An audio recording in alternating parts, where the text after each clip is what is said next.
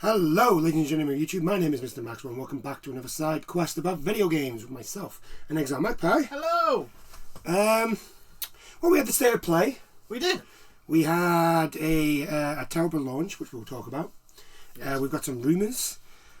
Mm-hmm. I think this one, other than like the one thing that we're about to talk about, this week's been pretty good for games. Yeah, I think. Yeah.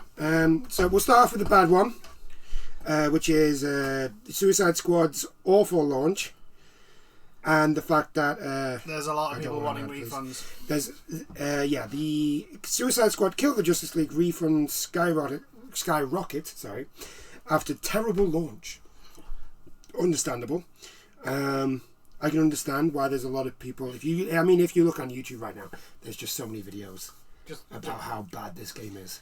Yeah. I've just been looking at the Steam reviews, and even the positive ones are literally saying, "Yeah, this is not worth $70. This is not worth $70. Get it if it's on. Get it when it's on sale.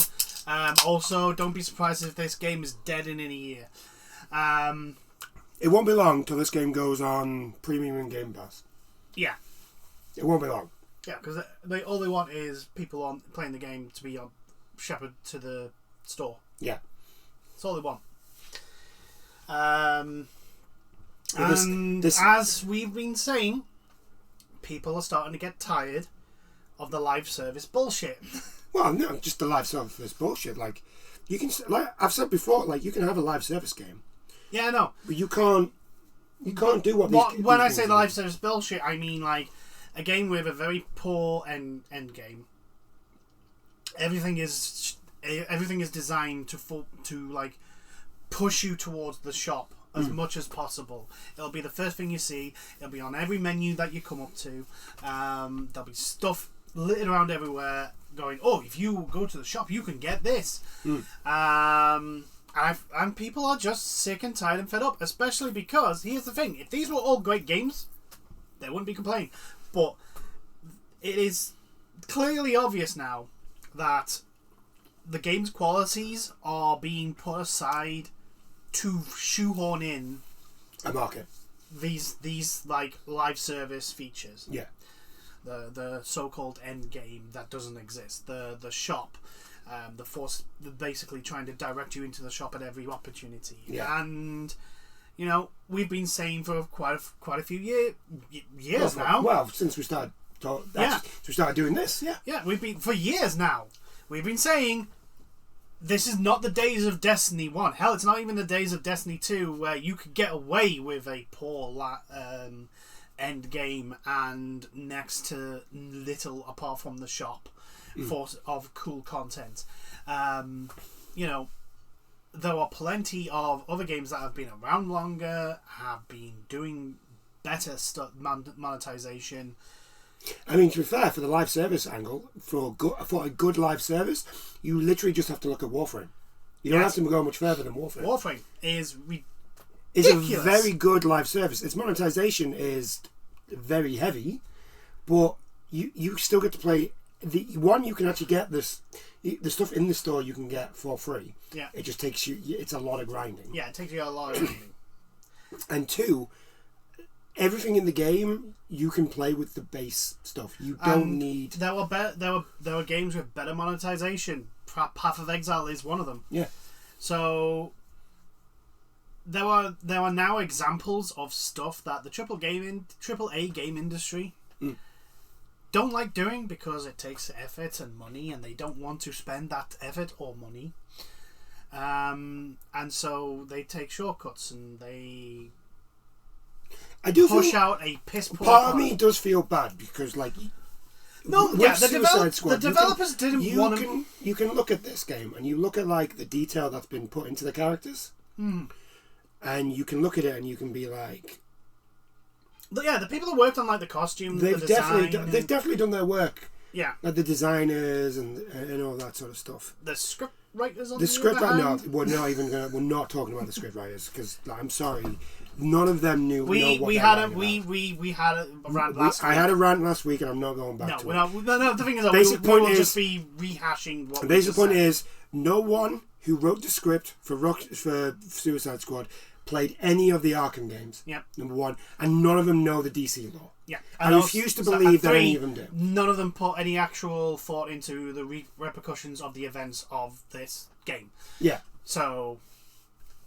But you can, like, you just look, if you, like, I feel bad for the developers and the designers, because, like, you can tell just by looking at the game that, like, there's effort there. Yeah. Like, look at the facial tracking on the characters. Yeah, the facial tracking, the actual costumes as well. The costumes is pretty good. Like, it looks pretty. It's one of those games that I would say that, like, it's all flash, no substance. It's just the people whose job it was to make the game look nice, look pretty. Especially the character models and that, they've done their work. They have earned their pay. Yeah, they did. You can tell that they put work into that. Yeah. They put effort into it. It's whoever's decision it was, because I'm not going to blame all the developers for basically every mission being shoot purple dots.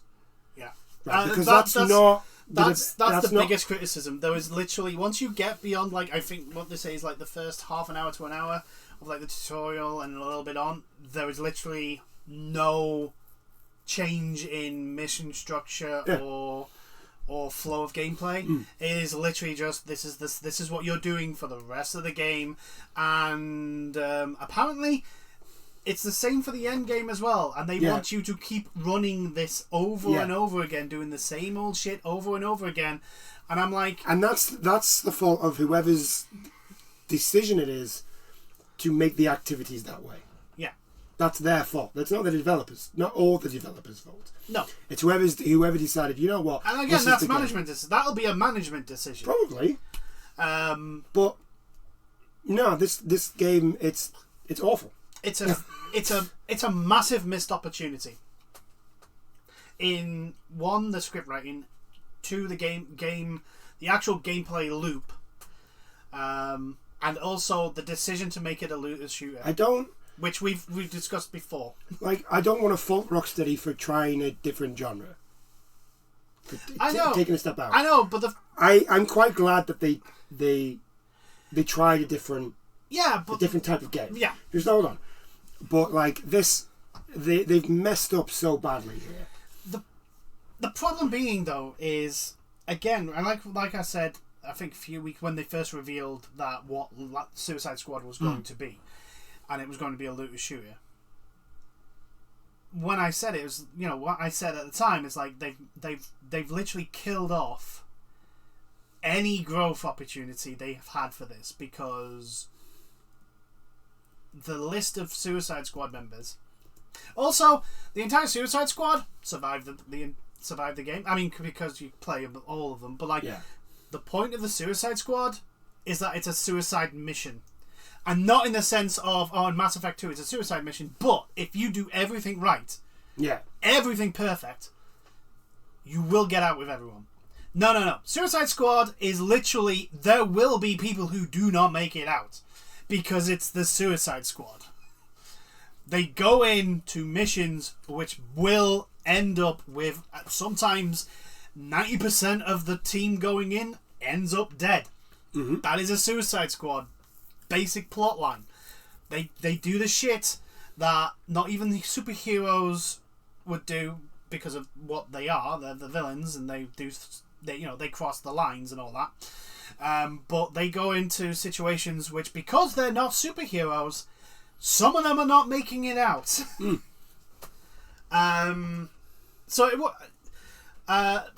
Which was a point I saw, and I was like, yeah, actually that kind of makes sense, because everything else you see in media regarding the Suicide Squad, there is at least one person who does not make it out. And that's on a good day.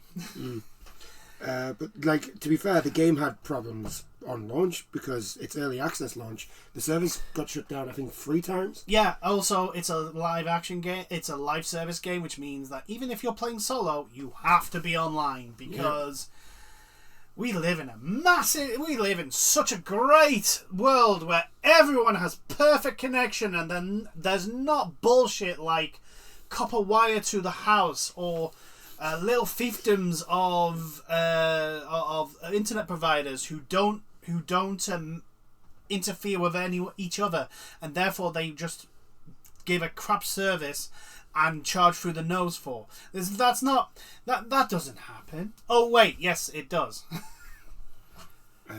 I hate that the whole life service. Oh, you have to be online to play this game. You have to, even though you're playing single player. Yeah. You have to be online. Why? What do you think I'm going to do when I'm offline? I don't have access to the shop? Is that what's really that bad? But also, with Suicide Squad, just to hammer, we bashed on Marvel's Avengers. Yes. A lot. So it's only fair. Yes. That we bash on this game. Yes, because as much as we can. It's doing poorer than it's doing worse than the Avengers, mainly because I think people saw the Avengers and then was like, no, this is terrible, and then this came out and instantly the comparisons were being made. Yeah. I remember that. Yeah. I mean, hell, even the announcement trailer, which had no gameplay and just showed the 4 characters and the whole plot line of Brainiacs took over the superheroes, which also the whole thing about Batman as well. It's like, you do know Batman actually defeated Mind Control in Arkham Knight, but the people writing the script for this probably didn't know that, did they? Yeah. No.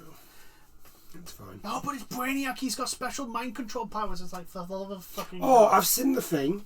I've seen the bit of... This annoyed me now. I wasn't going to bring it up, but now I am. They fucking killed Robin. Really? Robin's dead. Or at least they insinuated it. Basically, they get to the Batcave, right? And Robin's mask's on the floor with blood around it. Okay.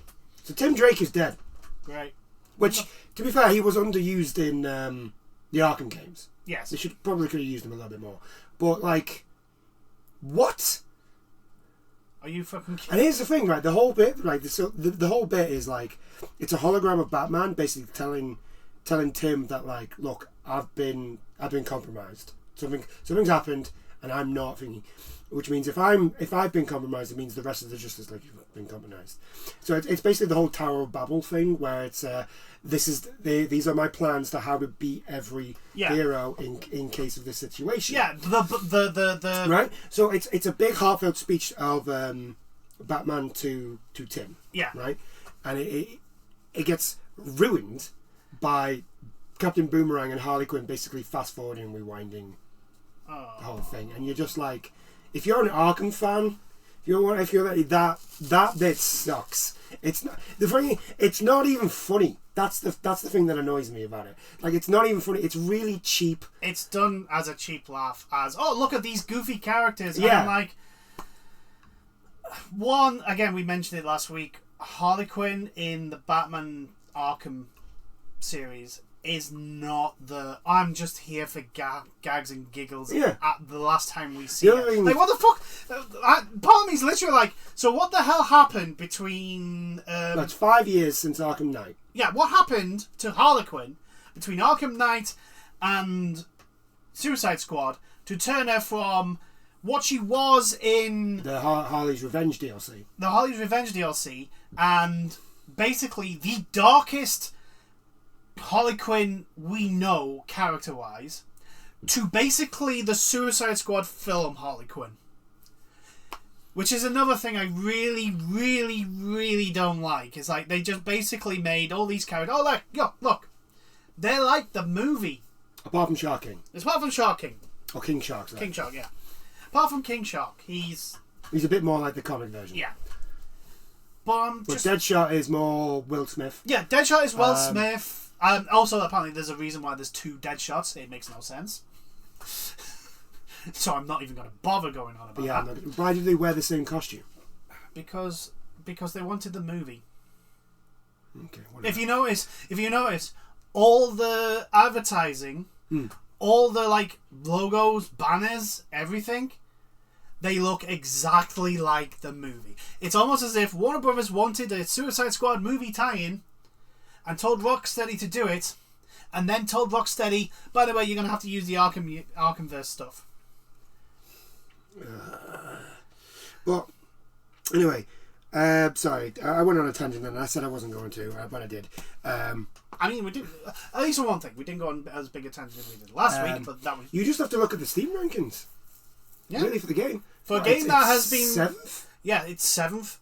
It's been absolutely bodied by Palworld. Although Palworld's just bodied everybody. Yeah, Enshrouded. Enshrouded's doing really well. Persona 3. Grand Blue. Which I'm Re-Link. really happy with. Yeah, Grand Blue Re-Link is doing Grand Blue gangbusters. Fantasies is fantastic. But again, it's like if you look at what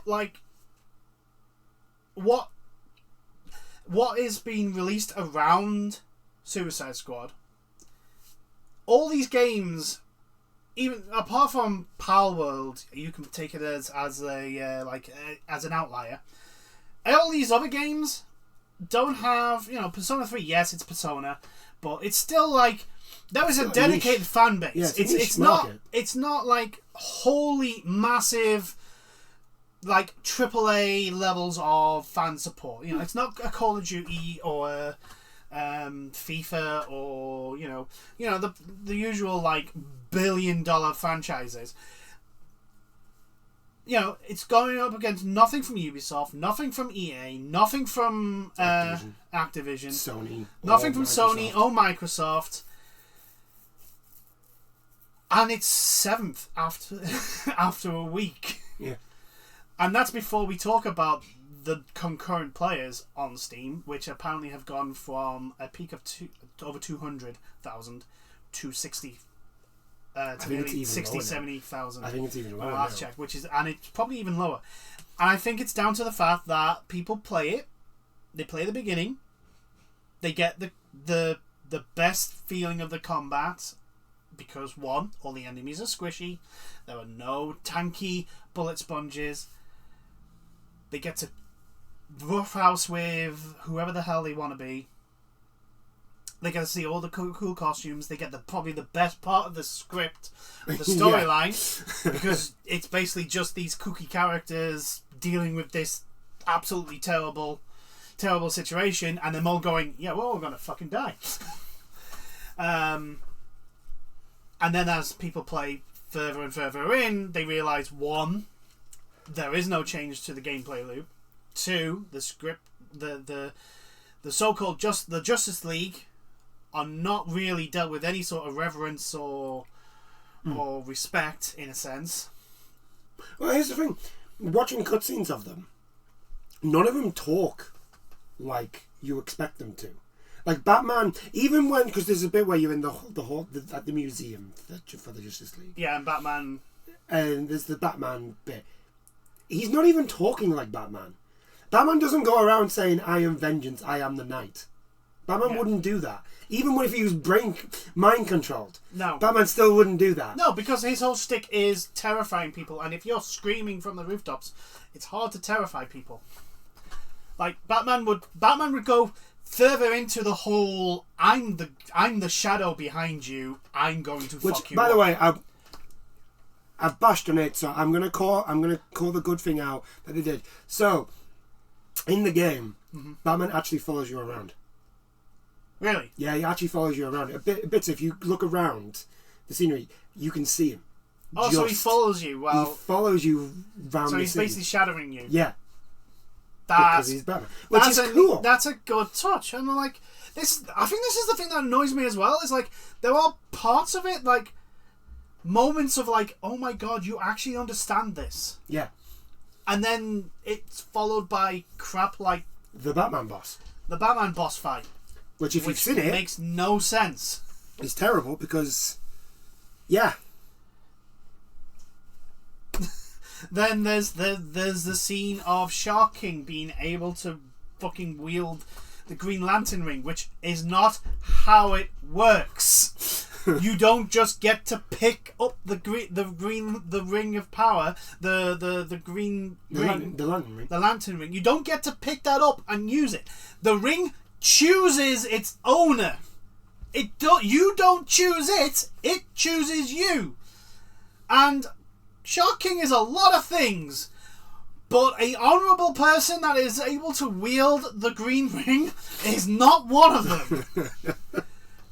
Oh, and I know it's like, oh, but the rule of cool, but it's like, yeah, but again, my whole point of like, if you are making something based on a known franchise or IP or whatever, the people that are going to want this first and access it first are the people that are already fans of that thing. And they are going to know a lot about what that thing is and why it's good. Mm-hmm. Also known as lore. Yeah. Oh, it's such a missed opportunity because the Suicide Squad could have been an amazing. I mean, I'm not even gonna lie, right? It takes a lot for me to say that I can't believe they made a worse game than Gotham Knights. Yeah. I can't believe they made a more disappointing game than Gotham Knights. How have you done that? Warner Brothers. Warner Brothers. If there's anything bad in an industry, you can guarantee Warner Brothers is a part of it. I mean, for Gotham Knights, the only thing I think Gotham Knights really needs is if you sped the combat up. Because let's be honest, that game is slow. Yes, it is. The combat in that game is very slow. If you sped that combat up a little bit, right? I think a lot of people will look at the other stuff and probably just be, it's not so bad.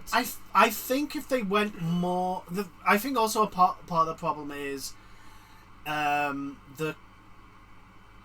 understand they've gone for to try to be a little bit like the Arkham combat. Yeah. I understand that, but I think if they'd gone a little bit more flashier, especially with the fact that it was like, that's what I mean. Especially with the fact that it was Batgirl, Nightwing. Red Robin, and Jason Todd. Red Hood and Robin. Red Hood and Robin. Although it should have been Red Robin and Damien as Robin, but that's why. The thing is, its default costume is Red Robin. Yeah. That's why I keep going. It's Red Robin because it's his Red Robin costume.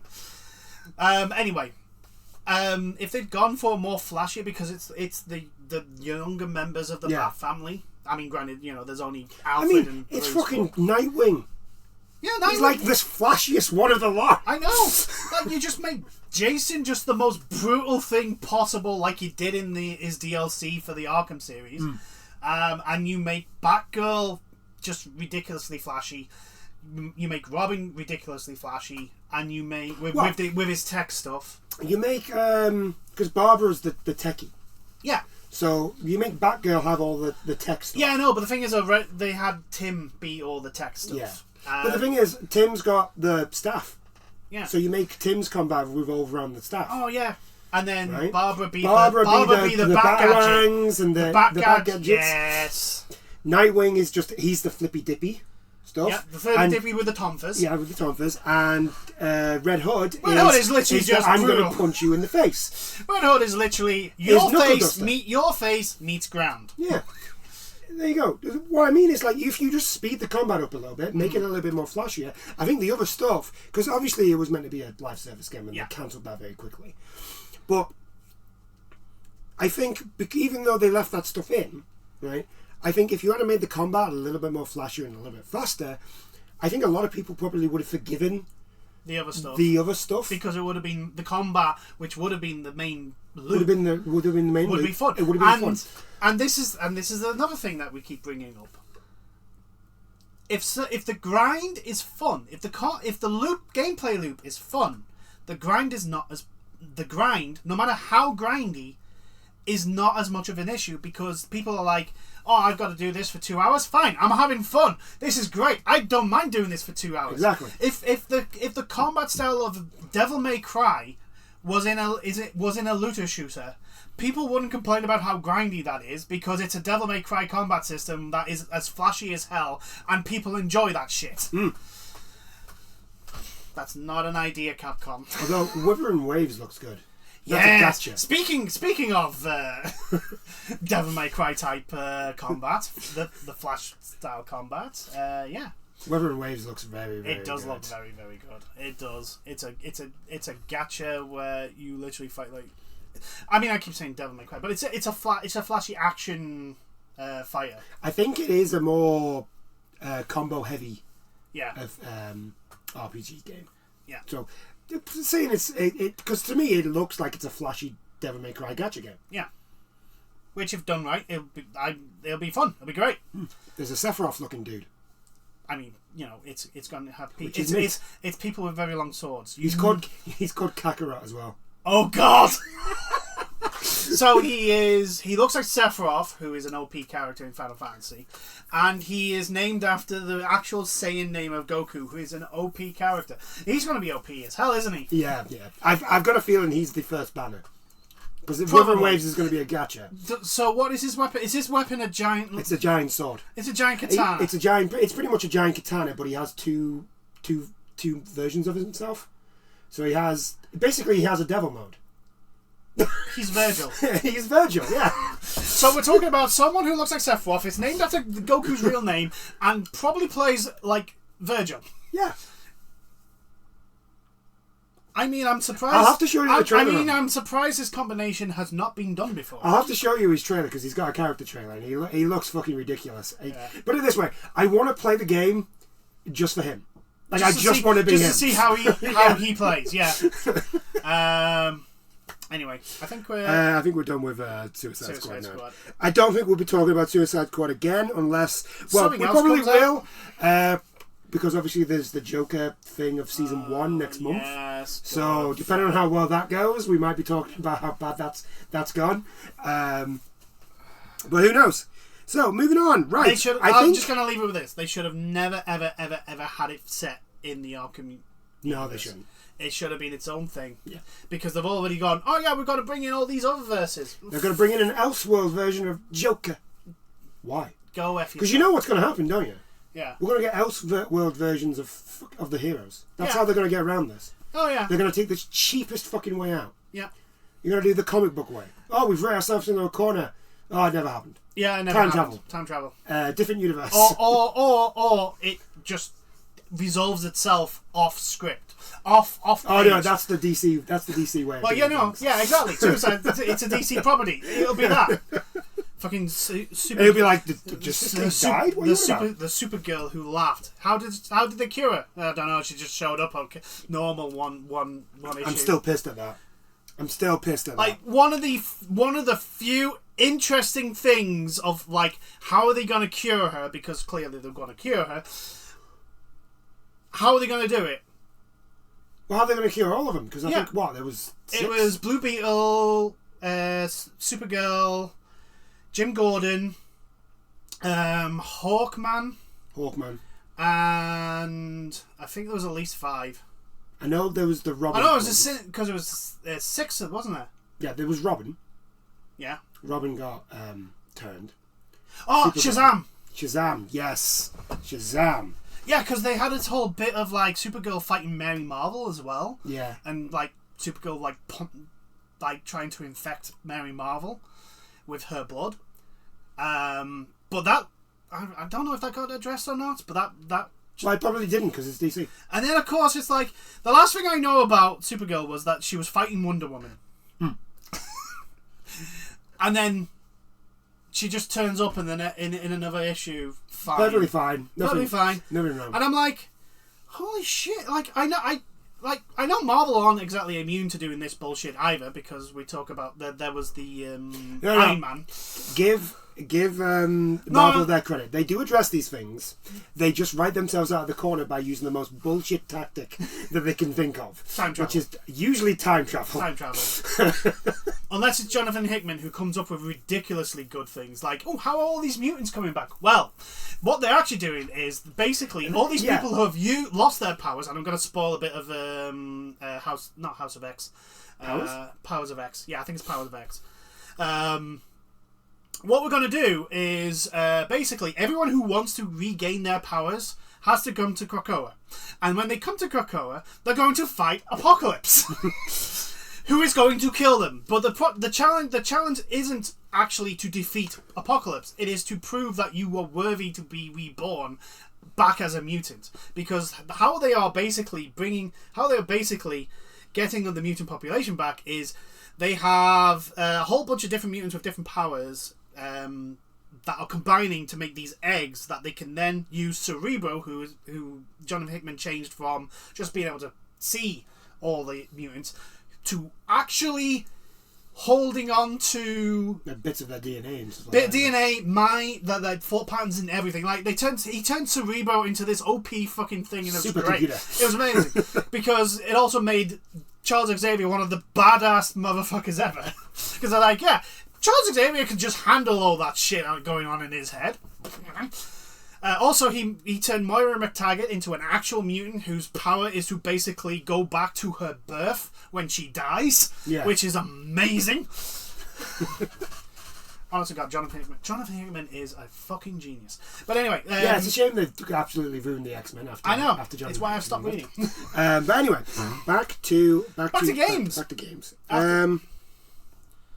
So on to good stuff. I would think. Well, at least in this right. First off, this is a rumor. At least I think it's been confirmed that Microsoft have considered.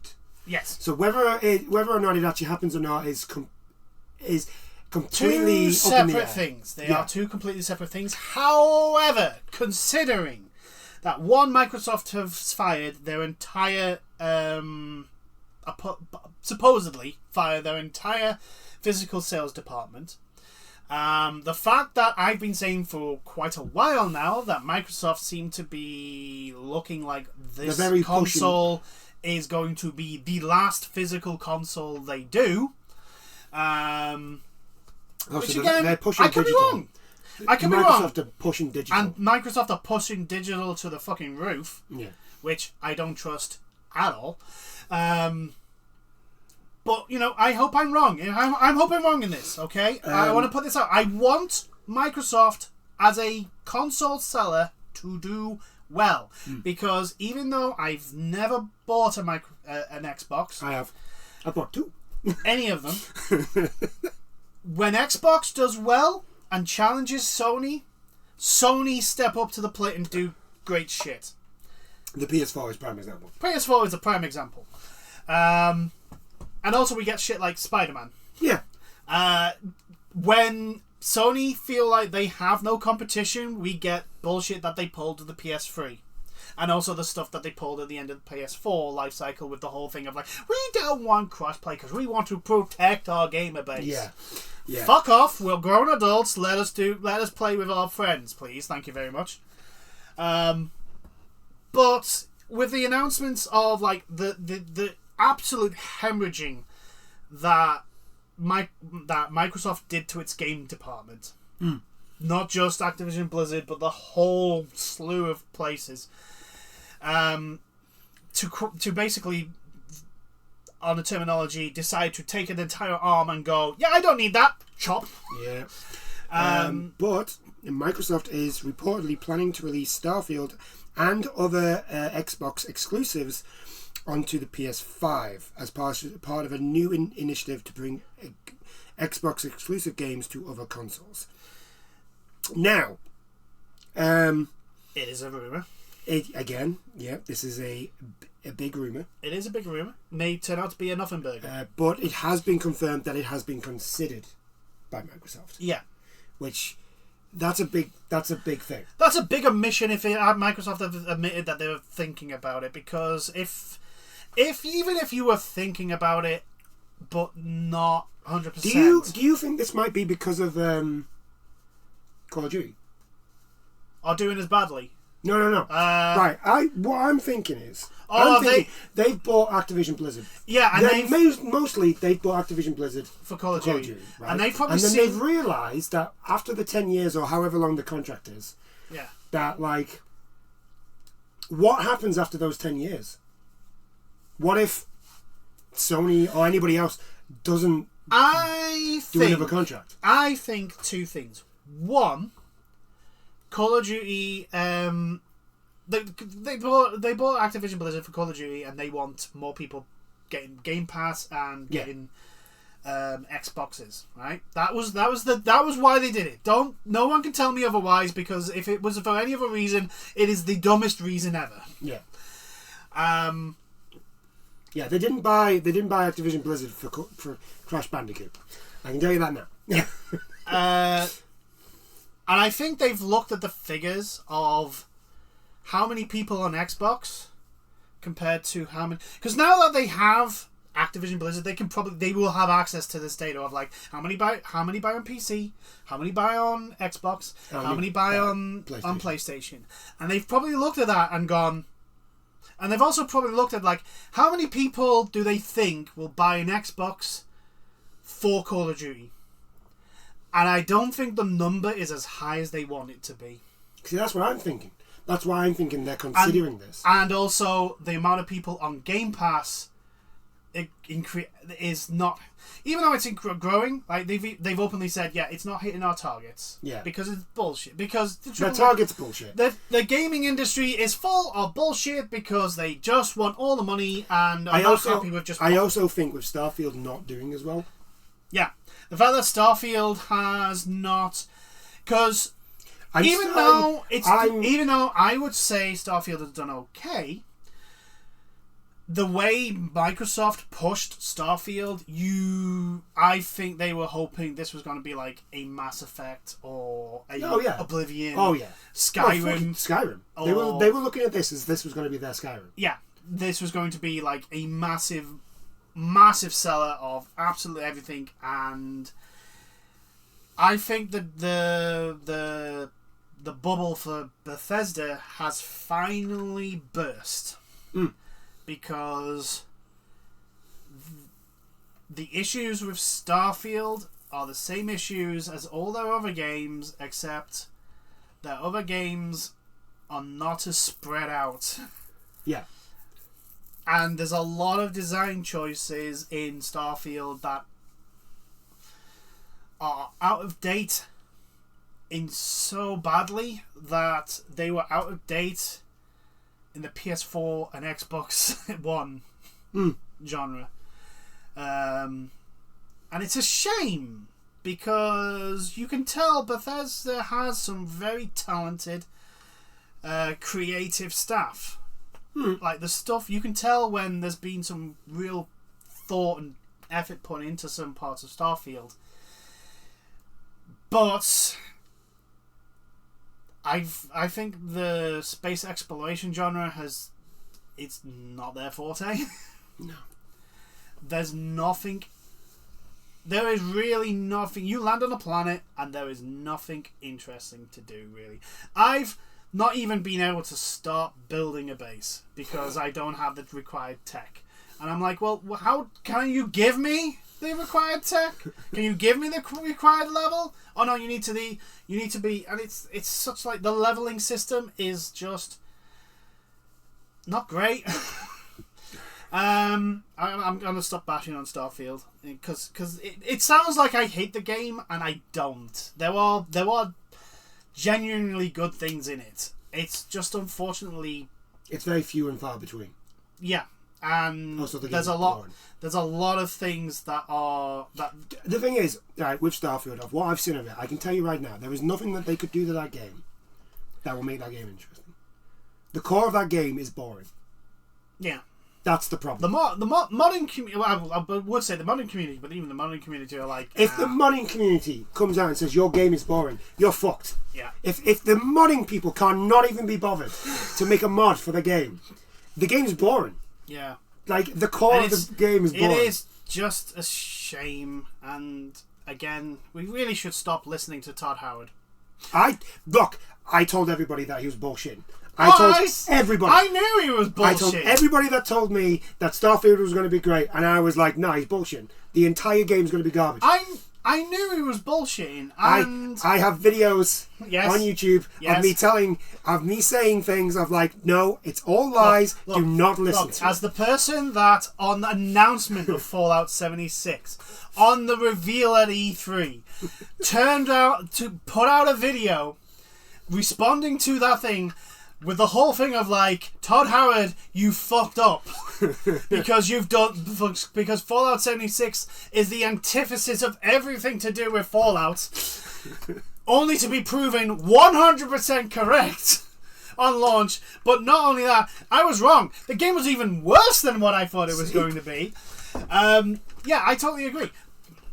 But again, it's like I say, like Starfield It's not a bad game. The problem is a lot of the stuff. There's a lot. No, it's worse than a bad game. It's boring. It's boring. But anyway, Back to Xbox. yeah, back to Xbox because we shouldn't be bashing on Starfield as much. Yeah, so according to Xbox Error, which has been it cites anonymous sources, claim that the Bethesda RPG is being planned for release on the Sony console alongside previously rumoured Hi-Fi Rush, which actually we do know is coming to PlayStation. Yes, it has been. We do know that has been confirmed. announced and confirmed that it's coming to PlayStation. And as well, which is I'm actually quite, if this is true, I'm looking forward to, because this is probably one of the only games. I mean, part of me would be kind of annoyed because I bought an Xbox for this, but Sea of Thieves Yeah. is apparently coming as well, which I'm totally. I mean, it would suck for Skull and Bones. Yes, it would. It would suck really badly for Um, some. Ubisoft just can't catch a W. I mean, granted, they don't deserve to catch a W, but they just can't catch a W. According to the publication sources, Microsoft is planning to release Starfield for PlayStation 5 after the game's planned Shattered Space expansion, which is due to arrive on Xbox and PC later this year. It's claimed that Microsoft has made additional investment into PS5 dev kits to support the development efforts. I mean, it wouldn't surprise me.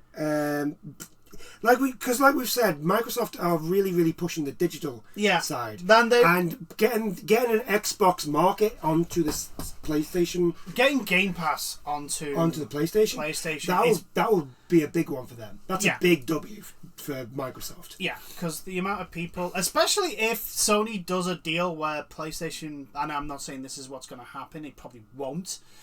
But if there was some sort of like deal for if the PlayStation Premium subscribers get also Game Pass. That won't happen. It won't happen. I doubt that will happen. But I mean, it probably would. I reckon it would. It'd be like, so you know the top tier that we pay now. Yeah. I reckon there'll be a tier above it where you get both. Yeah, probably. It'll be like 200 quid. Yeah. But I know 300 because it's what it's like. But we've been saying for a little bit now that it feels like Microsoft are moving away from console. Yeah. And if they're going to move away from console, it makes no sense to basically shut yourself off from a market like the PlayStation.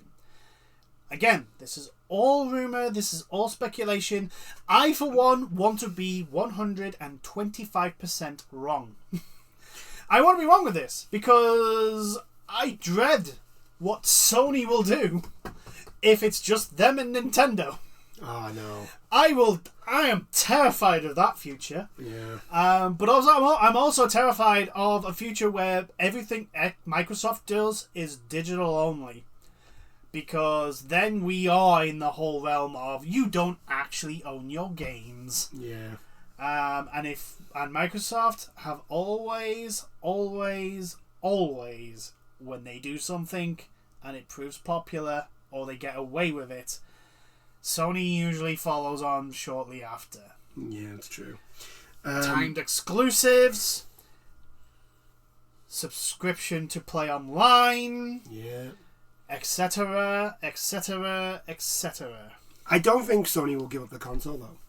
I'm not saying Sony will, but I'm all about the whole thing of like, oh, you don't own your games. You don't own your games. You just pay us to be access to those games. By the way, Ubisoft, you can go F1. There even come up with that. There are also sources stating that the new Indiana Jones game, it will be released on Xbox first, but then after a few months it will be released on the PlayStation. I mean, I'm not going to complain of Xbox games coming onto PlayStation. That's not a bad thing. I don't think it is. I think it's a great thing. There are plenty of Xbox games that are amazing, and I would love to play. I have a personal thing about Microsoft. Like, I don't like the way they do stuff. Like, for example, the 360. You wanted to expand your memory, you had to buy a Microsoft 360 specific version that only they made, and do you know what it cost? Well, about 4 times more than a normal blooming memory. Yeah, so Hard basically the article then goes into how, like, so you know how I was criticising Microsoft for releasing the game on PC Yeah. and Xbox? Yeah. How I was like, there's literally no point in doing that, because if you've got a PC, Why would you buy an Xbox? why are you going to buy an Xbox when Yeah. you can just get that game on your PC? Well, because of this, this is partly part of the reason of why Xbox consoles have not been selling. Yeah. Because Shock. You can get those games on the PC. So why is anybody going to go out and buy an Xbox? The only reason people will buy an Xbox is because it's cheaper than a PC. But the problem... The thing is, if you've already got a PC... Oh, yeah. Why would you buy it? Yeah. So, Xbox already releasing all of its first-party games on PC immediately, with PlayStation 5 reportedly outselling the Xbox Series console significantly. It's possible the company has decided the potential software sales can no longer be ignored. Yeah. But also again, we've been saying, like, the biggest issue is Microsoft are not releasing games that, to those that don't own an Xbox and don't have a PC, that say to them, like, buy this console to play this game. Do you know what I mean? Like, PlayStation has Spider-Man, has is Elden Ring on the Xbox? Yes. Oh, it is. So never mind. Final Fantasy Rebirth is coming out. So PlayStation 4 had Street Fighter 5.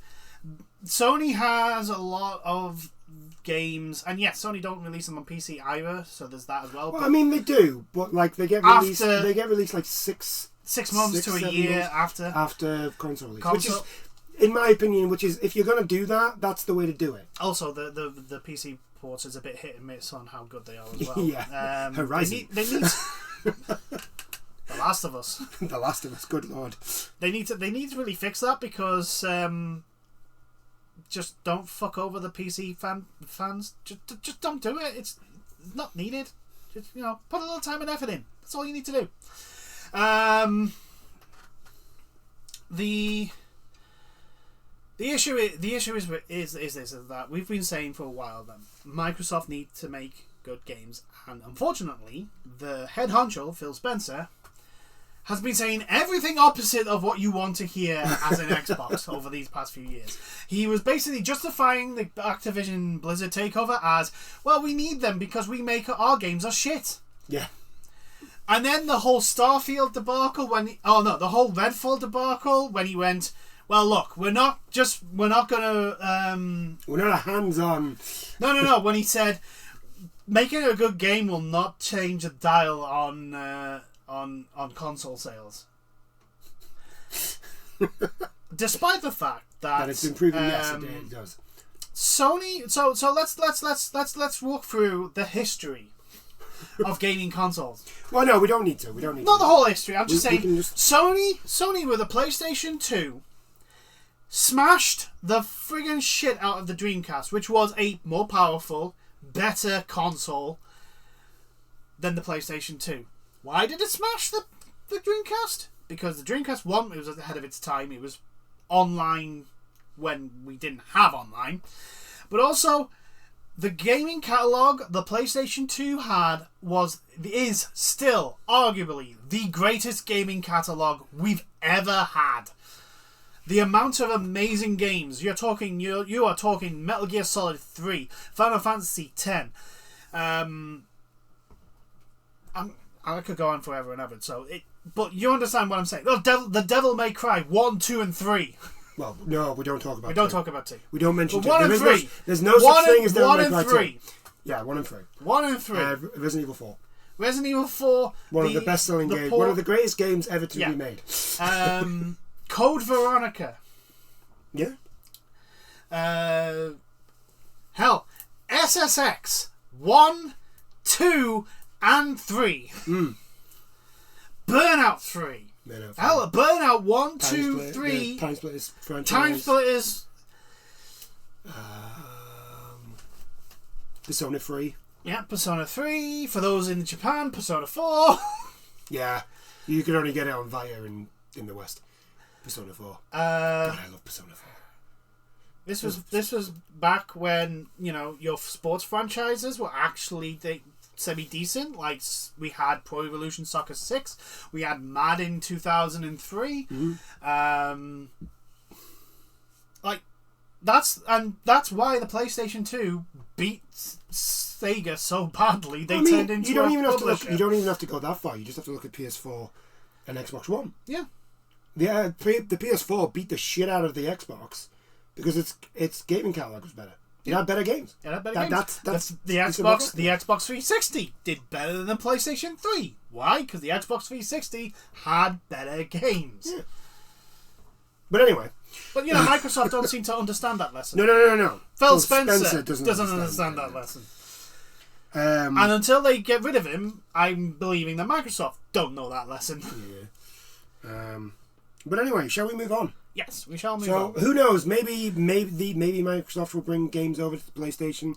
I'm thinking this is going to be. I don't think it's going to be a full catalog. I don't think we're going to be getting Halo. No.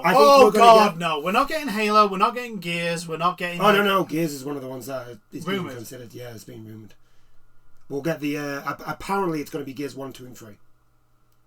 So the epic games are going to come over. You mean the good ones? The good ones. Including the one that's ridiculously brown. 3. My God, that's so much brown. There was so much brown in 3. I am at the moment thinking that this is going to end up being a nothing burger. Yeah. But I think we're going to get maybe some Bethesda games. Yes. I think Starfield is a possibility that it'll come over. Yeah, because I think it's clear Starfield is not a console seller. So I think we're going to get stuff like possibly Indiana Jones, and I reckon we will get some of the Arcane games. Yeah, probably. Because I like the Arcane, like Dishonored isn't a console seller. No. There is, anything Arcane, that doesn't prove to be Arcane make games that are very niche, and they are not going to sell gangbusters. No. So I think if you can get them on 2 consoles and PC, sell them to as many people as possible. Yeah, exactly. So there is a chance that we'll get the Blade game. Possibly. But I think it's got to be if, and it's a big if it does happen, I think what will happen is they'll go out on Xbox first. Oh yeah. Right, and if they don't see if the game doesn't turn into a console seller, they'll then move it on to PlayStation to get as much money from it. Yeah. It's a cynical view I have, but it's one that kind of makes sense. If that's what they're going to do, that's the right way to do it. Put it on Xbox for the first couple of maybe 6-7 months, and then shove it on. My biggest concern is though that it does feel like the more and more we hear from Microsoft, the more and more it feels like they are moving away from physical media. Not necessarily for the physical media, although it does sound like that as well. But more importantly, moving away from console making. The rumblings from Microsoft has more and more made me believe that the Xbox Series X is the last console they're making. And I will be sad if it is, because, again, like I said, I want Sony to have competition. Nintendo's not competition. Nintendo, it's their own thing. Nintendo said that we're not in competition with it. And Sony have said the same. They are while they both are console makers, there is literally no real Sony are not taking sales away from Nintendo, and Nintendo are not taking away sales from Sony. So there's no threat to Sony. At this moment, it looks pretty bleak for the Xbox. But if it does happen, there's a spot. If somebody could come along. I mean, that's what Microsoft did. Yeah, true. When Sega went down. True. Sega went down, and Microsoft filled that spot. The problem is who? That's the question. I mean, look at Samsung. You can't tell me they don't have the money to make a console. That is very true. Do they have the inclination to do so, though? That's the thing. That's the question. Yeah. If anybody comes in, it's going to be one of the tech. Tech. It has to be a tech company. It's going to be one of the tech companies that come in and do it. But that's also... And the thing is also, Sony got into the business just to spite Nintendo. Exactly. So, who knows? Who knows? Konami might do it. That would be hilarious, though. You know it'll just be a pachinko machine. I know. That's why I'm saying it'd be hilarious. Anyway. It'd be a pachinko machine, right? But, like, depending on what you win, depends on what game you can actually play. God. Don't say it out loud! Konami will get ideas from it! Right, shall we move on? Look, I know we've said, like, Konami, we have to praise Konami when they do good shit, like the Silent Hill 2 stuff and all that. But it's still Konami. Oh, yeah, I and know. Konami is Konami. Yes. And Konami is the worst. Do not give them ideas. I won't. I know. See, the thing is, like, I don't agree with Konami is the worst anymore, because we've had worse things than what Konami has given us. The thing, right? Since then. So the thing is we only know like what the most that we know about Konami. The worst stuff is what they did to Hideo Kojima. Oh no! I mean like stuff with Contra and Metal Gear Survive. I want to know about games right now. Yeah. But the thing is, like, we know there are companies that are worse than Konami, and we also know that there are companies that have released worse games than Konami. That's why I'm saying, like, we can't really say Konami is the worst anymore, because we've literally got proof that there are worse companies. I think they're in a competition, though, that they're all going to be as worse as each other. Anyway, I think we should move on. Yeah, so we're going to move on. Basically, anyway, Xbox stuff coming to PlayStation. It's all rumours. It's all rumours. We'll believe it when it's official. It's all rumours, but the fact that it's also been confirmed that it's being considered, and the fact that Hi-Fi Rush is actually happening, means that it definitely has been considered. There has been some there is some credence, and it does fall into play. I do think we're going to be getting Bethesda games. Yeah, it does fall into line with other things that Microsoft have been doing. It lines up, which is why it gives a little bit more credence to it. Yeah. But again, like I say, I will not fully believe it until it actually happens and it's official. Until we get like one of the big ones. Until they announce like until they actually release Gears, for example, onto the PlayStation, I'm gonna basically say not buying it. Yeah. But again, it's. Well, the thing is, the fact that it's been considered is still quite big. That is the biggest thing. The fact that they're willing to admit that they've thought about it. Yeah. Is okay, right. So moving on. Are you a Resi fan? I am. That's why I brought this one up. Yes. Yes. I'll be honest. Horror games are not really my thing because I'm a scaredy cat. I'm a terrified little scaredy cat.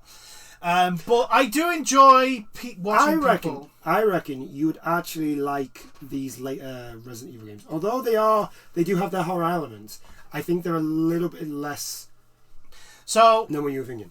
Resident Evil 7, no, fuck off. That one can go take a running jump. Resident Evil 7 starts off. I would say Resident Evil 7 is much more like Dead Space, and the fact that it starts off as very high on the horror scale. Yes, but as you go along in the game, yes, I know. But the thing is that in Dead Space you get the best gun at the very beginning of the game. That's true. Resident Evil, you don't. The plasma cutter. You don't. That doesn't happen. You don't get a gun. You don't even get a gun. No, you have nothing. So no, F you. Okay. You'll have to play Resident Evil 7 with me one day. Pardon? I'll do everything. You'll have to play Resident Evil 7 with me one day. Probably. I'll do everything. Like we did with the demo when it was like, you go down first. No, fuck you.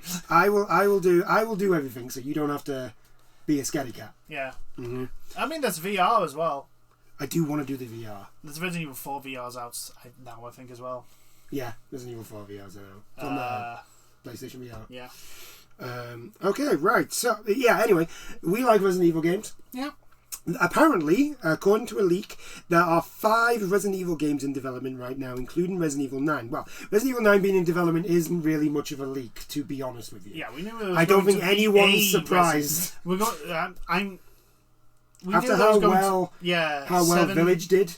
And Village did quite well, even though Capcom did their usual thing of, it didn't meet our expectations. Yes, because you have a horror game and you think it's going to sell it's Street Fighter. That was 7 that they did that with. 8, I don't think they ever came out with anything like that. They just came out with how much the point still stands. Like, you expect it to sell like Street Fighter. Yeah. It's a horror game. Yeah. It has a niche. There is a reason why people don't play horror games, because they don't like them.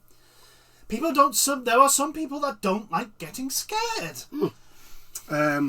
That's according to a notable leaker, Dust Golem, who, whilst not without a couple of misses, has previously accurately leaked insider information about several unannounced horror games, including Resident Evil 8, the Silent Hill 2 remake, and the Silent Hill The Short Message, which got released during the State of Play, which we will talk about very soon. As spotted by the Eagle Eye members of the Gaming Leaks and Rumours subreddit, Dust Golem reportedly made the announcement on Discord. Whilst Golem's statement claims that at least one of the titles in development will be an all-new adventure, which will probably be 9. It's thought the others will continue Capcom's astonishing run of critically acclaimed remakes, which goes into credence of just like, right, one of them has to be Code Veronica. Yeah, if they're making 5 games, we've said it before. The one game that now does really does need a little bit of love and a remake and deserves it is Veronica. It's the one that's missing now out of the of the old isometric, well, not isometric, but fixed camera old school. It's that one and the first Resident Evil that haven't had the RE engine. The RE engine. To be honest with you, I would generally love a Resident Evil 0 and 1. Oh, Resident Evil 0 as well. So so the 3 games left out of the original fixed camera old school survival horror games is Resident Evil the original, which I don't think they're going to do, because Resident Evil it has its own charm that is completely different to every other game. Because it is B-movie as fuck. Oh, yeah. Resident Evil 2 is not that. I would agree with that one. I would agree with you there. But then they remade 4. And they kept 4 pretty much exactly the way it was. Yeah, they managed... Yeah, so I'm not saying that... I'm not saying they won't do it. I'm just saying out of all of them, it's the one that they... That would be, I personally think, hardest to keep its own personal charm that it had while making it fit in with 2, 3 and 4. However, that's not... I was concerned about 4 and I was wrong about being concerned about 4. I do agree with you on that one. Right?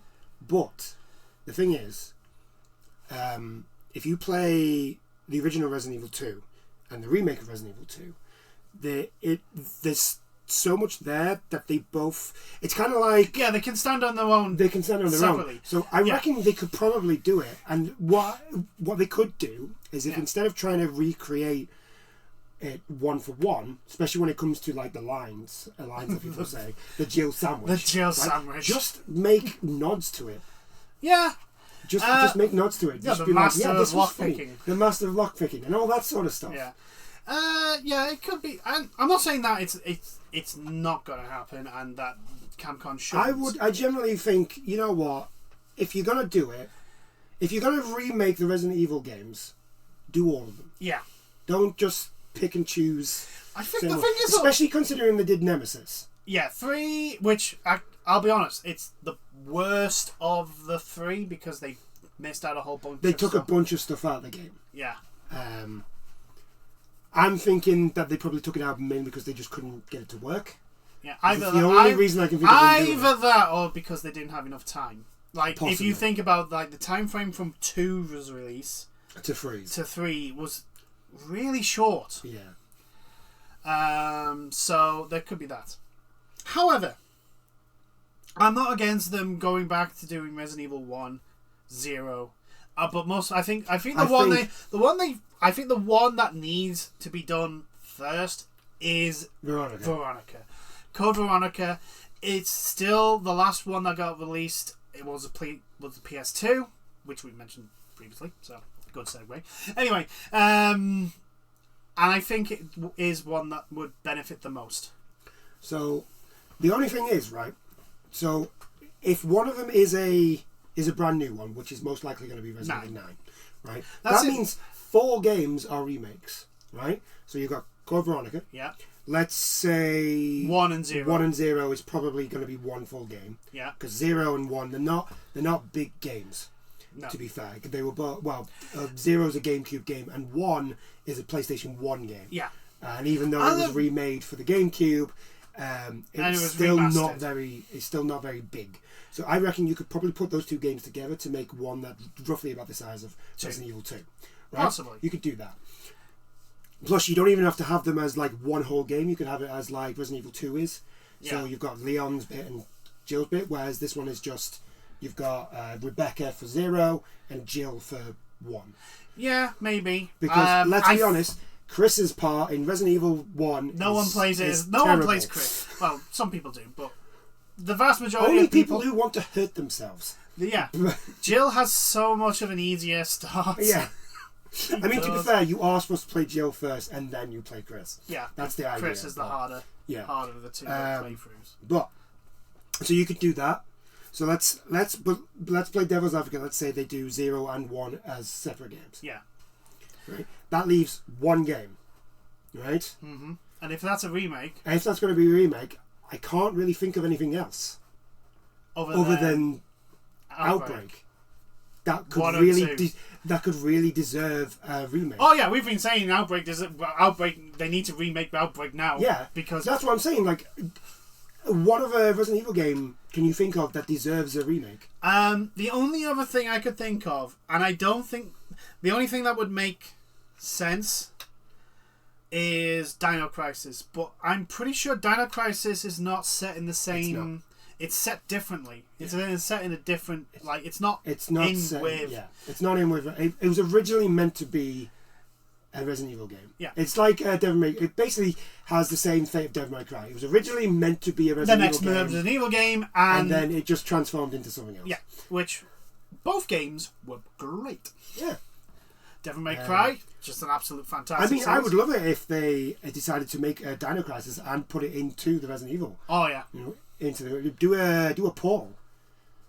So basically, Resident Evil is Umbrella. Yeah, and Dino Crisis is whatever company was doing. Yeah, this other company doing the dinosaur stuff. Yeah. It's set in the same world. It's just two different corporations. It'd be great. But the thing. Again, it's a leak. He's not been this guy or Lass or whoever hasn't been 100% accurate before. But most leakers are. Yeah, but so we have to take a lot of things with a pinch of salt. But yeah, I think ideally, the one that makes the most sense because of what Capcom doing and the fact that they keep trying to do this like PvP type multiplayer for Resident Evil. Yeah, and they're terrible. No one wants that. Yeah. Like, no, we want Outbreak. Because I know there will be people in Capcom and other places going, but Outbreak didn't do that well. Yes, because it got released on PlayStation 2. When the internet was terrible. In Japan and the United States as well. It wasn't a global release. Us in Europe got shafted.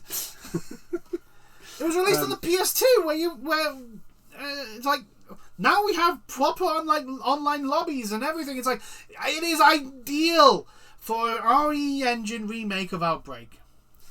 Give us that. Yeah.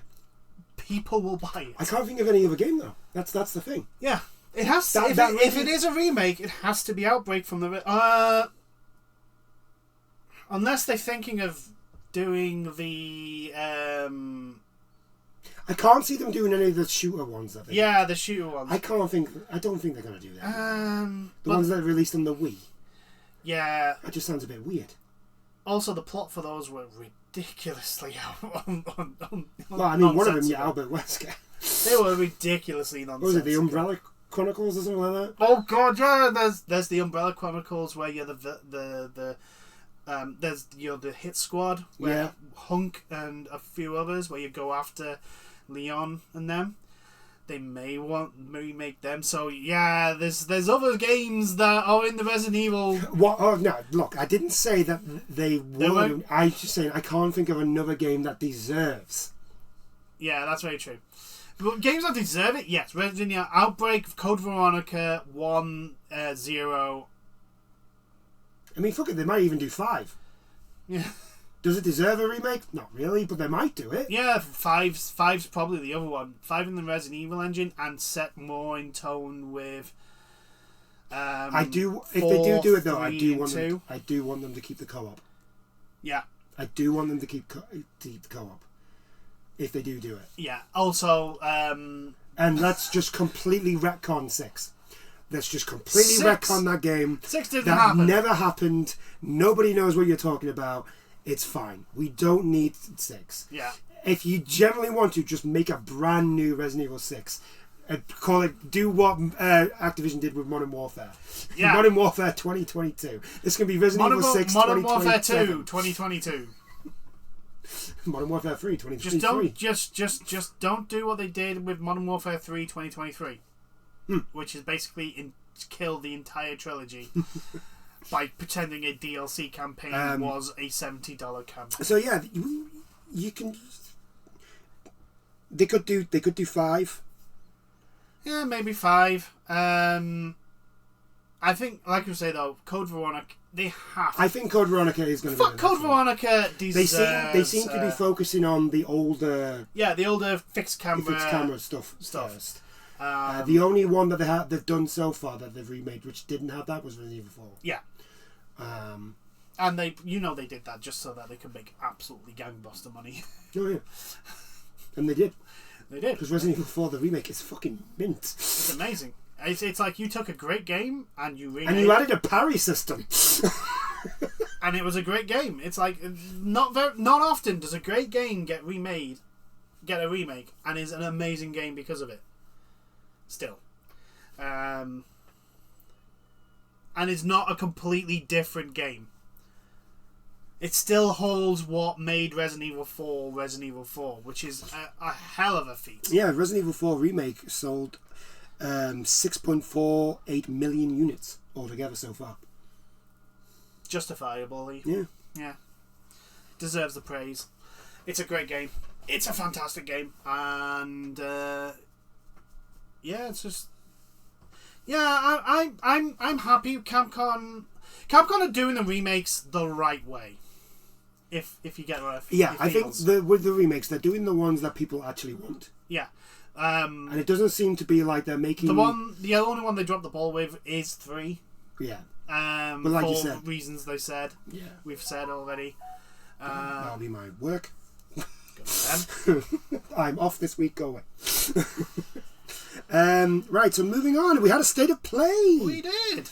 We're just going to go through what we got. Yeah, we got some cool news. Yeah. Some interesting news. Right, so first off, I just want to, like, I've seen online that a lot of people have been going on about, like, this was terrible and this was this, that, and the other. Oh, yeah, and it's like the worst state of play ever. I'm just going to say this. It was fine.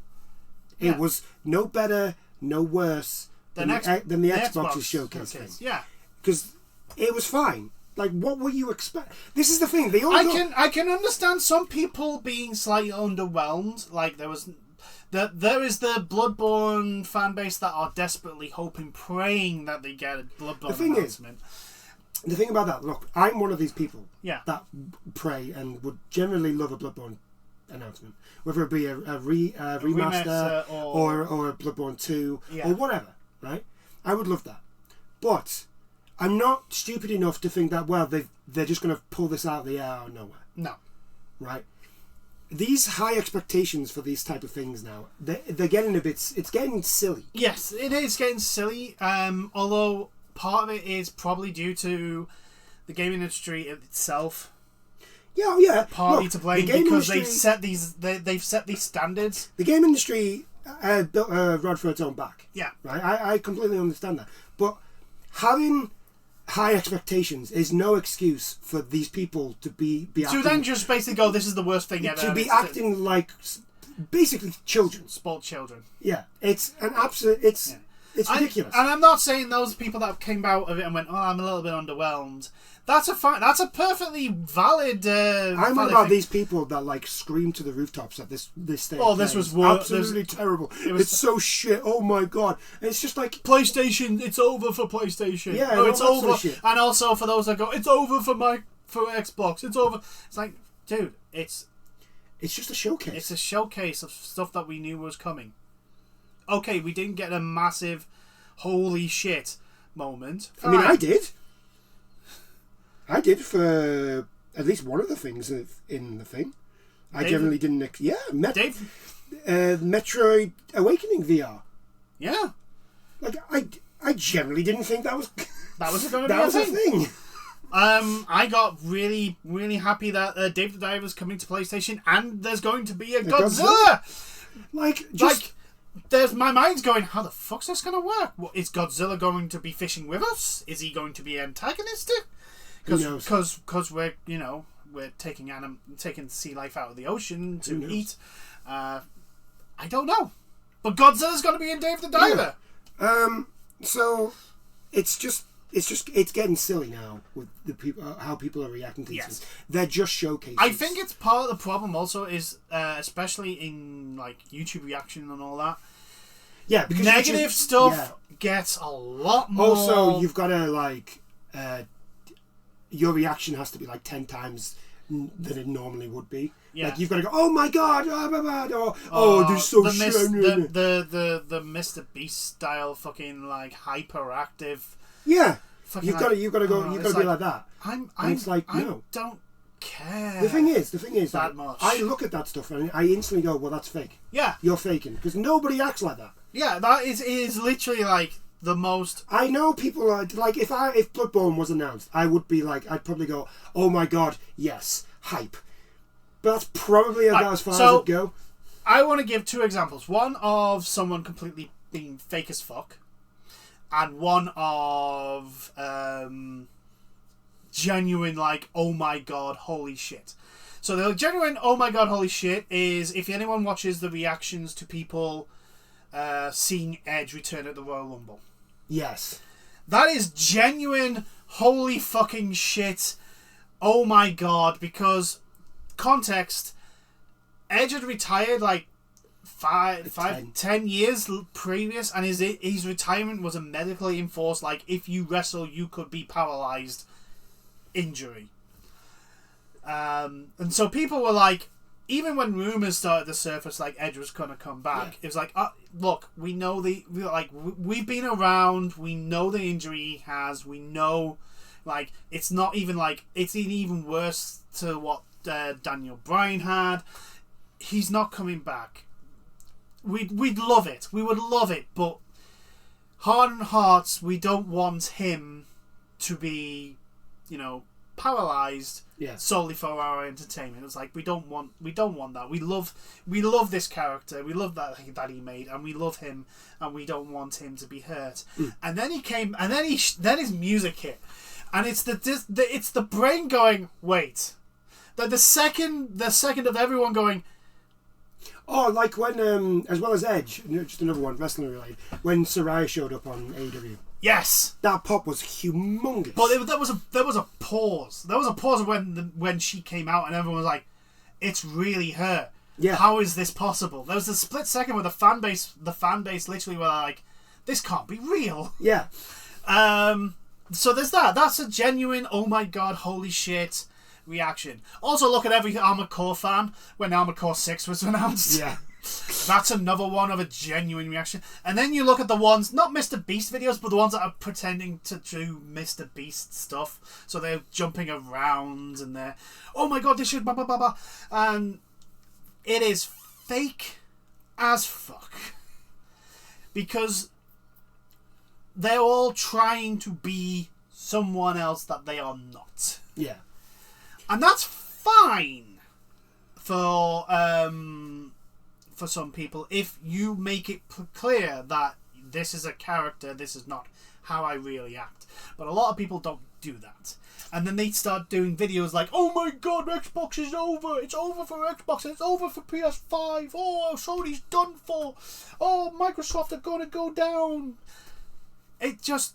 It literally... Any points you want to make, for me, no, I don't care. The thing is, like, you actually click on the video, and my problem with the video is, like, you've got you get the title of the video. Oh, the clickbait title. The clickbait title and the clickbait from there, and you click on it, and then they just go on about how, like, oh, it was mid, and they don't really put any emotion they never explain into why. anything. They never explain why. They just go, oh, it was mid, and I just think it was mid. You think it was mid because you don't like any of the stuff that was there.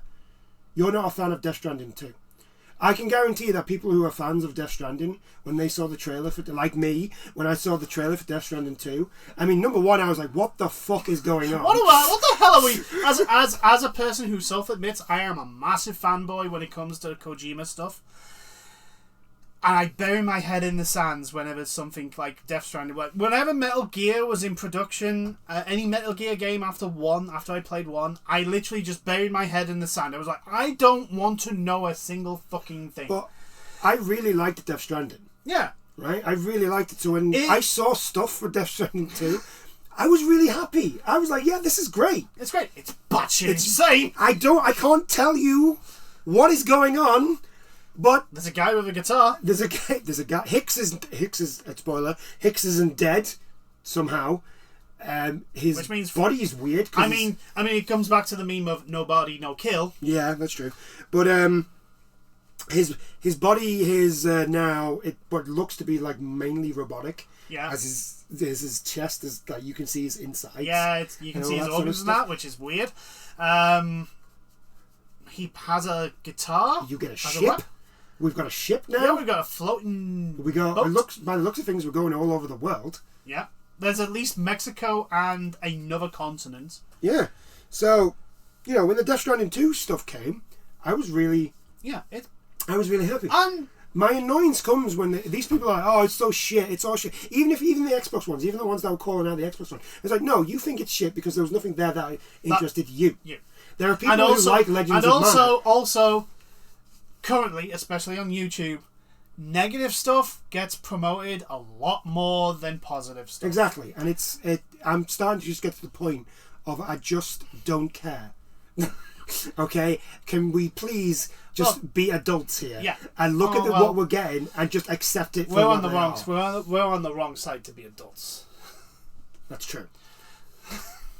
Well, I mean, it could be worse. We could be on Twitter. That is very true. That's literally a playground. That is a hellscape. That is a fucking hellscape. That's a playground hellscape. Yeah. It's a joke. Anyway, shall we move on to what was announced? What was announced? We've already mentioned two things. So, Dave the Diver is coming to PlayStation. I'm going to assume it's going to come to Xbox.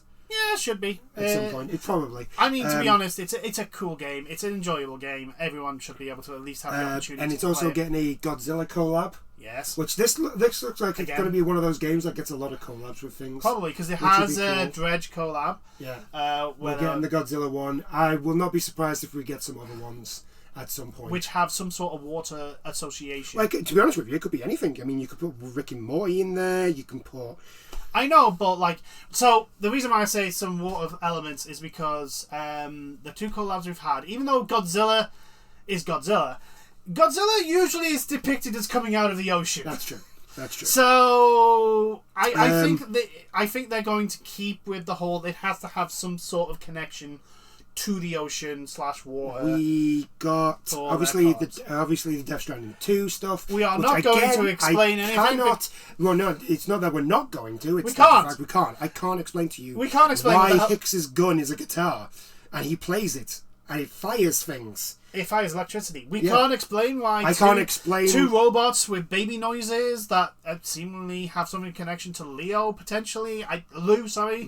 I can't explain the puppet and why it moves completely different to everybody else. Why it's stop motion. Why is he stop motion? I can't explain why the opening scene we saw was in a different filter to everything else that we saw. We don't.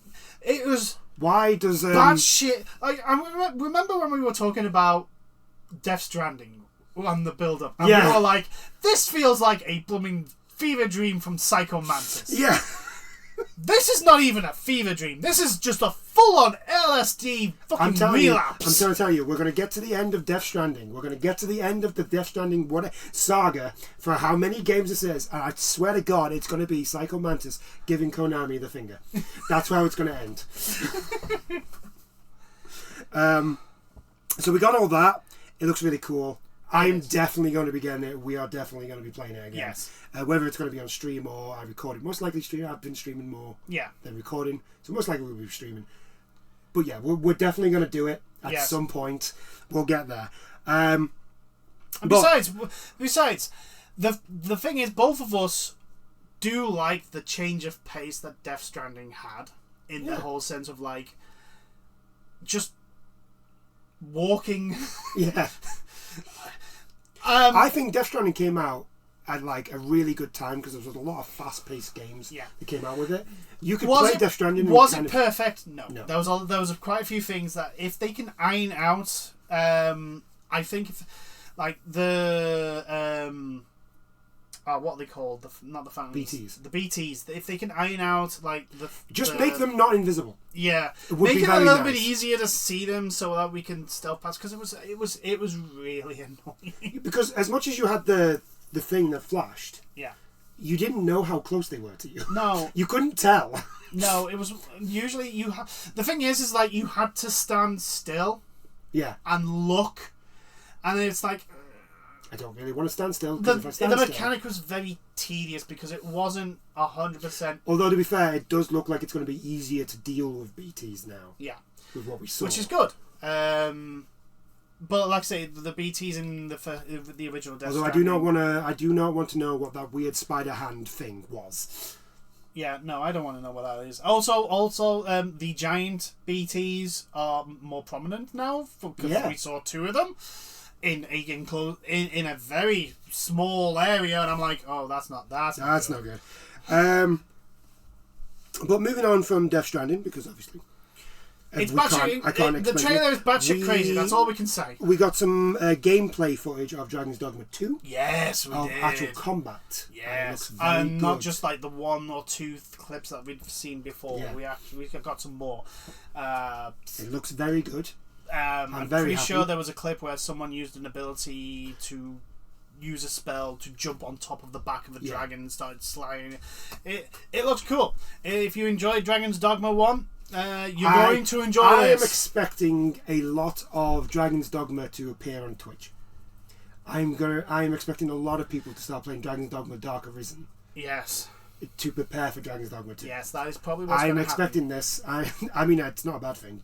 Dragon's Dogma 1 is a very good game. Yeah. It's very underrated. I think it was just unfortunate when it came out. It was not... It didn't really get much fanfare. Like, Capcom kind of just pushed it out. To die. Yeah. But it got enough of a fan base to keep it going, which is great. We got the seasonal information for Foam Stars. Yes. The Splatoon wannabe. Let's be honest. It's a Splatoon. It's Splatoon. It's Splatoon with soap foam. It's basically what I would say. It's a hero shooter Splatoon game. Yeah, that's not necessarily a bad thing. I've always said that I'm a bit surprised that it's taken this long for another Splatoon type game to come out. But here it is. It's going to be free on release. Yes. If I remember correctly, for premium. Yes, it's free for I think it's one of the monthly games. Yeah. The PlayStation Plus, I think. Which I mean, to be fair for it, with it basically being a live service, it's probably a good idea. Yeah, they want to have as many people get on it as possible. Yeah. It's why games like The Finals is free, because they want as many people on it as possible to spend money in the shop. Yeah. We got another basically the last trailer for Helldivers 2. It is everything you want from a Helldivers game. It looks awesome. It is basically Starship Troopers in game form. Turned up to 11. Turned up to 11, and at times to 17, because you get a mech. No, you don't just get one mech. You get multiple. You get multiple mechs. Like at some point, all 4 members of your team could be in a mech. Yes. Which is mint. It's gonna be great. We're gonna do our part. We are gonna do our duty. Yes. Then we got another trailer for Judas. Again, no gameplay trailer, but I'm not surprised at that. We got snippets of what the gameplay is going to potentially look like. However, the first thing I can say is from the person that gave us Bioshock, he is going to go straight into Judas, which is looking like a Bioshock in space game. Which is fine. I like Ken Levine games. Yeah. So. And that is... That I'm not going to complain about that. If it's got the same polish and the same sort of I'm interested in the story. Yeah. So that's cool. Then we got some VR games. We got Legendary Tales. It's like the medieval Yes. sort of one. And also we got the Metro Awakening Metro one. Awakening. So my scaredy ass is. So I've got 2 games now on the VR that I might be able to play. Yeah. I don't know. There we got. We also got Rise of the Ronin. Yes. Some more stuff about that. We got a release date as well, didn't we? Yes. I think it was March? Question mark. No, I could be wrong. think I it's could be not. misremembering. But yeah, we got the release announcement. It is looking so good. It looks really cool. It also looks like the combat's going to be Souls like almost. very Ninja Theory. Very Ninja Theory with a little bit of Shakira. No, just think Sekiro. Neo. Yeah, Neo. Yeah, Just think Neo. Neo. Yeah, it's basically Neo, but Ronin, which, let's be honest, it's not much difference. But anyway, We also saw some yokai in there, so there's definitely demons. yeah. Well, it's set in a really interesting period. It's set at the fall of the samurai. If you've ever seen The Last Samurai, that's when it's set. Yeah. And you're a Ronin, a masterless samurai. It looks really cool. It does look really cool. It looks really cool. It is basically we're going to smash the face of the Ubisoft Assassin's Creed Ninja game. But if it is a Ninja game, we have no idea. Well, the Assassin's Creed Japan set game, because So- Ubisoft had the perfect opportunity, and then they made Assassin's Creed 3, and they still had the perfect opportunity, and then they made Assassin's Creed Syndicate, and then they still had the perfect opportunity. No, they made Liberation, then they made Syndicate. Yeah, no, but my point being, they've had so many opportunities to Yes. release the Assassin's Creed game set in feudal Japan that everyone has been asking for, and when they've finally done it, not only will we've had Ghost of Tsushima, which out Assassin's Creed, but we will have Rise of the Rise of the Ronin, Ronin now. Rise of the Ronin out, which will have out new Assassin's Creed. We also got 2 Silent Hill stuff. We got Silent Hill: The Short Message, which looks really cool. Very PT. You can definitely tell they took influence from PT. Yeah. during the whole Early reactions to people who have played it is the storytelling is not great. I'm not surprised. Because apparently the theme is like social bullying and all that. Yeah. But it is only apparently like surface level. Yeah. And I'm like, oh. To be fair, when I've seen people play it, it looks like it's been a bit rushed and seems like it's not had very long. No. They've not really thought about what's in this game. which I'll be honest, when we said it's PT, it does look like it. Anyway. We got the combat for Silent Hill 2. Yeah, they've... A little bit too shooty for my liking. Yeah. But again, it is just showing off combat. Yeah. So there is a chance that when the game comes out, there's not that much Shooty, bang, shooty. yeah, because the whole... Like, I know people keep going on about, like, oh, well, Silent Hill combat is so bad. And it's like, yeah, that's the point. You're not supposed to be that good. Like, the characters you are in Silent Hill 1, 2, and 3 are just normal civvies. And this is bad. And also, I'm just going to point this out. Even though they're set in America, not everyone in America, even though the meme is, not everyone is comfortable with guns and violence. So Yes. So yeah, but anyway, we got that. It looks cool. it does. Did we see? I can't remember if we saw Pyramid Head. I think at the very end, We saw like a teased Pyramid. Because to be honest with you, like I literally just want to see Pyramid Head. If they get Pyramid Head looking scary as fuck, I'm down. If not, no. yeah, For me personally, it all hinges on Pyramid Head. Yeah, you have to get Pyramid Head right. Like I don't want to go into the game and thinking, oh no, it's Pyramid Head. Oh dear, what do I do? I don't want to go into Silent Hill 2 thinking that Pyramid Head is basically the Big Show. Yes. Oh no. Oh no, it's the Big Show. What you gonna do? That joke we used to always We do. got Sonic and Shadow Generations. Yes. So it is Sonic 3D. Sonic 2.5. 2.5 Sonic. Sonic and Shadow. make what you want with that, and how that's going to fit in a Well, Sonic coherent plot. Generations did really well, so I'm assuming if they just follow on from that, Yeah, possibly. it shouldn't be too bad.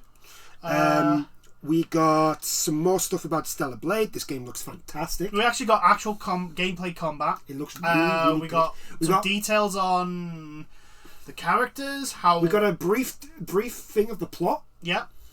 And we also got like the main characters wearing different outfits. Yeah, So so it looks like we can, customize her a little bit. Yeah.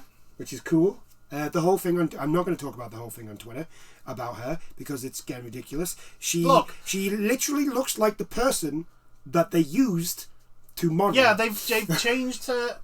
We noticed there was slight changes to her like facial features, but it is to make her look more like her voice actor. And no, not the voice actor. The model that does all the basically the motion capture for the animations, which makes sense. Also, it's from this is a game from the people that give us Nikke. As I've keep saying, Nikke own the bakery. They don't just give us cake; they own the entire bakery. So yeah, Stellar Blade. I think that's out in March. The combat 22nd. looks really fun. Combat looks fun. It looks really good. Yeah, I'm actually looking forward to this. I'll be honest. The character designs, not just for the main character, but everyone. They look like They look good. They do look good. And again, the bakery is in full production. We also got, this was probably the most disappointing thing. Oh, the Until Dawn. Until Dawn. I generally thought this was Until Dawn 2. I know. Like another game. I know. And I was then- like, oh, because they showed us all like not Yeah. scenes, but the like the locations. Yeah. Like the tub, the basement, Yeah. and all the other stuff, and I was like, oh, are we doing something with Until Dawn? Yeah. Is there something? Well, I mean, technically they are doing something. Technically not, but I'm on about like, oh, are we going back there? Are we going to go further into this story? And the answer is no. We're getting a remake, which is a little bit disappointing. But who knows? Maybe this is like a precursor to, we are doing it Until Dawn 2, but there are people who never played Until Dawn. This is to get you in. This is to get you into it. So who knows? Announcement trailer, which was really, really cool. V-Rising is coming to PlayStation, which is I generally like the idea of V-Rising. Yeah, it's basically a vampire. You are Dracula. Yeah, but it's also multiplayer, and you can build your own. You build your own castle. You build your own castle, and you get to be a vampire and do vampire things. It's great. And then the announcement, which I don't think anybody was that surprised, that Zoneless Zero. There we go. Zoneless Zero. I always get those. It's coming to PlayStation. The new HoYoverse game is the new HoYoverse gacha game, which is going to be more action RPG. Yeah. Very more flashy combat. So Genshin is your action RPG with basic combat. HoYoverse is your straight up RPG. Genshin is your open world RPG. Yeah, open world exploration RPG. Yeah. Honkai Star Rail is your turn-based Persona. RPG. Just think Persona, and that's Honkai. Yeah. And this is going to be a bit more kind of like Honkai Third. Yeah. If the mobile game pretty Third much, Strike. yeah, pretty much plays like that. It's going to be more like that, but with this weird TV thing that I just kind of can't figure out. But hey, it is what it is. It looks cool. It does look. I'll give it that. I mean, it's going to have competition because there's other games that are coming that are such as Wuthering Waves. Wuthering Waves looks amazing. Games like that are also coming out, so this is going to have competition on release. Yeah, unlike Genshin didn't have any competition. Honkai Impact didn't have any competition. Honkai Impact, Honkai Star Rail didn't have any competition. So this is going to be probably a big lot test. of people are talking about Wuthering Heights. Wuthering Waves. Wuthering Waves. People are talking about. Because they've already announced how their pity system and the gacha mechanics are going to work. It's a lot more friendlier. Yeah, a lot of people are saying that it's a very friendly system. I think people are comparing it to Nikke, because apparently Nikkei's is Nikkei's is quite friendly. It's very, very friendly. It's like you can get an awful lot of stuff without paying any money. Aye. I mean, there's a reason for that. they want you to pull on the banners. Yes. And they want to give you plenty of reasons to pull on those banners. And then hopefully... I've got Nikkei on this. I know. I'm thinking of getting it. It's to be honest with you, like, because when I can't sleep, I suffer from insomnia, so I don't sleep that much. So when I can't sleep, just sitting in bed and just shooting things on Nikkei with my finger. Here's the thing, you know how it's like, oh well, they've got skimpy outfits on and all that. Yeah. I'm too focused on shooting the enemies that I don't notice that they're not wearing anything. No. There's that's the thing, right? Because I've watched a few streamers play Nikkei, and when there's a reason why the first half of the stream is none of the gameplay because they're too busy going through all the characters. Yeah. Because that's the time you get to actually look at the characters and appreciate it. Yeah. And again, I'm going to say this: Nikkei doesn't have a cake; it has the entire bakery. But yeah, that is it. I think the state of play was fine. I don't think there was anything groundbreaking. I understand if some people were underwhelmed. If some people are underwhelmed with it, I can understand that. But the people that were like going way over the top, going, "Oh, it's terrible," and it's over for PlayStation and all this is like, for the love of fucking God, that reminds me. You clout chasing assholes. We've got Honkai Star Rail 2.0 very soon. Yes, where a lot of people are kind of concerned. A lot of people are concerned, but also a lot of people are not in the sense of like they're not happy with the game. I mean, as in story wise, some of the things that have been teased, people are like, oh fuck, no, please don't. The thing is, I've seen gameplay wise, there's a lot of like good things coming. Yeah, like, I need to get back on it. Like Genshin really needs to look at Honkai and be like, we should really do that. Yeah. Also, it shouldn't be hard to do that since you're both Hoyoverse. You're both owned by Hoyo. It's not that hard. You're allowed to copy off your own games. Yeah, you're allowed, especially take the good ideas from your own other own games. Like, people won't complain if you take. It's only when you do the bullshit game after game after game and take up. But we are digressing. Anyway, I do hope you've enjoyed this chat, and we'll see you in the next ones. Bye now. Toodles.